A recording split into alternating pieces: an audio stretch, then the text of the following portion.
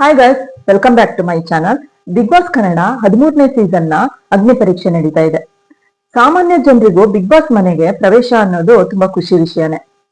ಈ ಅಗ್ನಿ ಪರೀಕ್ಷೆಯಲ್ಲಿ ಯಾರು ಗೆದ್ದು ಬಿಗ್ ಬಾಸ್ ಮನೆ ಒಳಗೆ ಎಂಟ್ರಿ ಆಗ್ತಾರೆ ಅನ್ನೋ ಕ್ಯೂರಿಯಾಸಿಟಿ ಎಲ್ಲರಲ್ಲೂ ಇದೆ.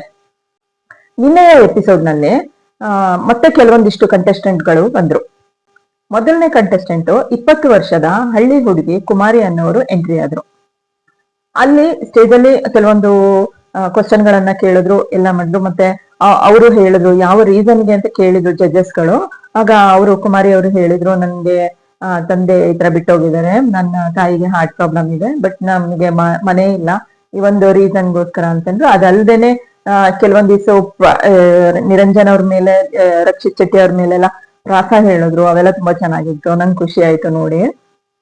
ಮತ್ತೆ ಇನ್ನೊಂದು ಕೆಲವೊಂದಿಷ್ಟು ಫನ್ನಿ ಆಗಿ ಮಾಡಿದ್ರು.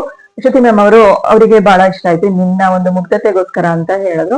ಸೊ ಈಗ ನಾಲ್ಕು ಜಡ್ಜಸ್ಗಳು ಗ್ರೀನ್ ಕೊಟ್ಟು ಸ್ಟಾರ್ ಕಂಟೆಸ್ಟೆಂಟ್ ಮಾಡಿದ್ರು. ನೆಕ್ಸ್ಟ್ ಕಂಟೆಸ್ಟೆಂಟ್ ಅಮುಕು ಡಮುಕು ಅವರು ಮಂಜು ಅವ್ರು ಬಂದ್ರು. ಅವ್ರು ಎಂಟ್ರಿ ಆಗ್ತಾ ಇದ್ದಂಗೆ ಕೆಲವೊಂದಿಷ್ಟು ಕ್ವಶನ್ ಗಳೆಲ್ಲ ಕೇಳಿದ್ರು, ಜಡ್ಜಸ್ಗಳು ಕೇಳಿದ್ರು, ಇವರು ಕೇಳಿದ್ರು.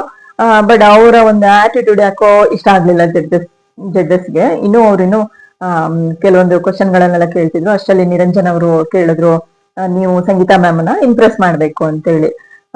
ಸೊ ಮಂಜು ಅವರು, ನಾನಿಲ್ಲಿ ಯಾರನ್ನೂ ಇಂಪ್ರೆಸ್ ಮಾಡ್ಲಿಕ್ಕೆ ಬರ್ಲಿಲ್ಲ, ನಾನು ಆಟ ಆಡ್ಲಿಕ್ಕೆ ಬಂದಿದ್ದೀನಿ, ಹಾಗೆ ತುಂಬಾ ರ್ಯಾಶ್ ಆಗಿ ಮಾತಾಡ್ಬಿಡ್ತಾರೆ.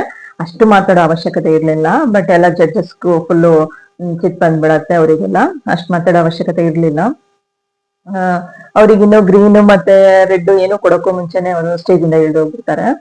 Next contestant Guinness recorder Ganesh Gowda ಅವರು ಡೋಲ್ ಹೊಡ್ಕೊಂಡು ಸಖತ್ ವೈಬಲ್ ಎಂಟ್ರಿ ಕೊಟ್ರು. ಆ ಎಂಟ್ರಿನೇ ಎಲ್ಲರಿಗೂ ಇಷ್ಟ ಆಗಿತ್ತು, ತುಂಬಾ ಚೆನ್ನಾಗಿ ಎಂಟ್ರಿ ಕೊಟ್ರು. ಆ ಡೋಲ್ ಹೊಡ್ಕೊಂಡ್ ಬಂದು ತುಂಬಾ ಚೆನ್ನಾಗಿತ್ತು, ನಂಗೂ ಇಷ್ಟ ಆಯ್ತದು. ನೆಕ್ಸ್ಟ್ ಕೆಲವೊಂದಿಷ್ಟು ಕ್ವಶನ್ ಗಳೆಲ್ಲ ಕೇಳ್ತಾರೆ, ಇವ್ರು ಏನೇನು ಅಚೀವ್ ಮಾಡಿದ್ದಾರೆ ಅನ್ನೋದು.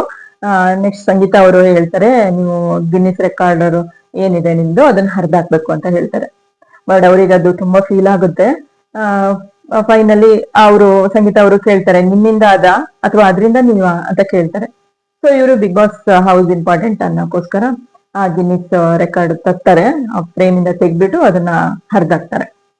ಫೈನಲಿ ಅವ್ರು ಹೇಳ್ತಾರೆ, ಜಡ್ಜಸ್ ಹೇಳ್ತಾರೆ, ಇಲ್ಲ ನಾವಿದು ಸುಮ್ನೆ ಜೆರಾಕ್ಸ್ ಅಥವಾ ಫೇಕ್ ತಂದಿಟ್ಟಿದ್ವಿ, ಒರಿಜಿನಲ್ ಬೇರೆ ಇದೆ ಅಂತೆ. ನನ್ ಪ್ರಕಾರ ಏನನ್ಸ್ತ ಅಂದ್ರೆ, ಅವರು ಇದಿಷ್ಟು ಮಾಡೋ ಬದಲು ಅವ್ರೇನು ಧನುಷ್ ಗೌಡ ಅವರು ಏನು ಫೇಮ್ ಇಂದ ಏನ್ ತೆಗ್ದು ಹರಿಯಕ್ ಹೋದ್ರಲ್ಲ, ಅವಾಗ ಅವರು ಹೇಳ್ಬೋದಿತ್ತು, ಅದಷ್ಟೇ ಸಾಕಿತ್ತು ಅಂತ ಅನ್ಸ್ತು.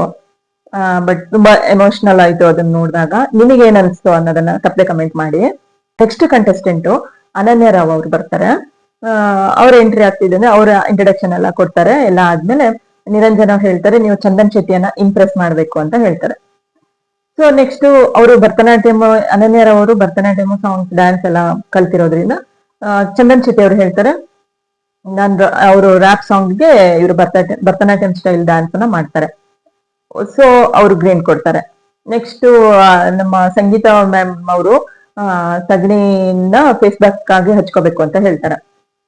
ಅದನ್ನು ಮಾಡ್ತಾರೆ ಅವರು. ಆಕ್ಚುಲಿ ನಂಗೆ ಅದು ಇಷ್ಟ ಆಯ್ತು. ಅಂದ್ರೆ ಅವ್ರು ಏನೇ ಕೊಟ್ಟರು, ಜಡ್ಜಸ್ ಏನ್ ಕೊಟ್ರು ಅದನ್ನ ಅವ್ರು ಮಾಡ್ತಾರೆ.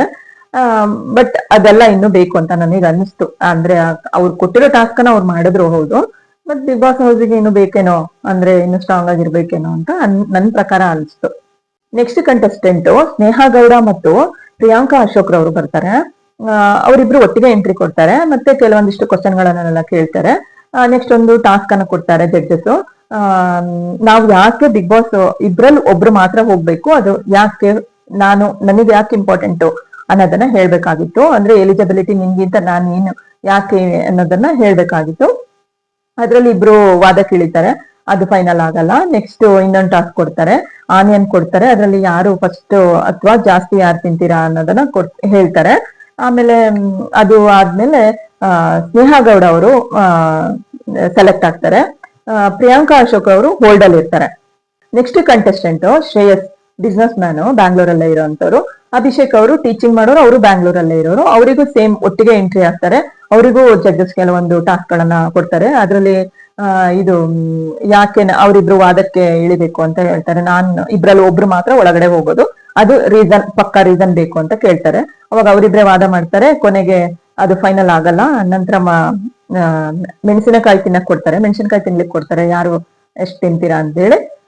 ನೆಕ್ಸ್ಟ್ ಶ್ರೇಯಸ್ ಅವರು ನೆಕ್ಸ್ಟ್ ರೌಂಡ್ಗೆ ಸೆಲೆಕ್ಟ್ ಆಗ್ತಾರೆ, ಅಭಿಷೇಕ್ ಅವರು ಹೋಲ್ಡ್ಗೆ ಹೋಗ್ತಾರೆ.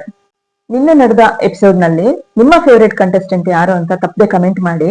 ಈ ತರ ಇನ್ನಷ್ಟು ವಿಡಿಯೋಗಳು ಬೇಕಾದ್ರೆ ಸಬ್ಸ್ಕ್ರೈಬ್ ಮಾಡಿ. Thank you so much.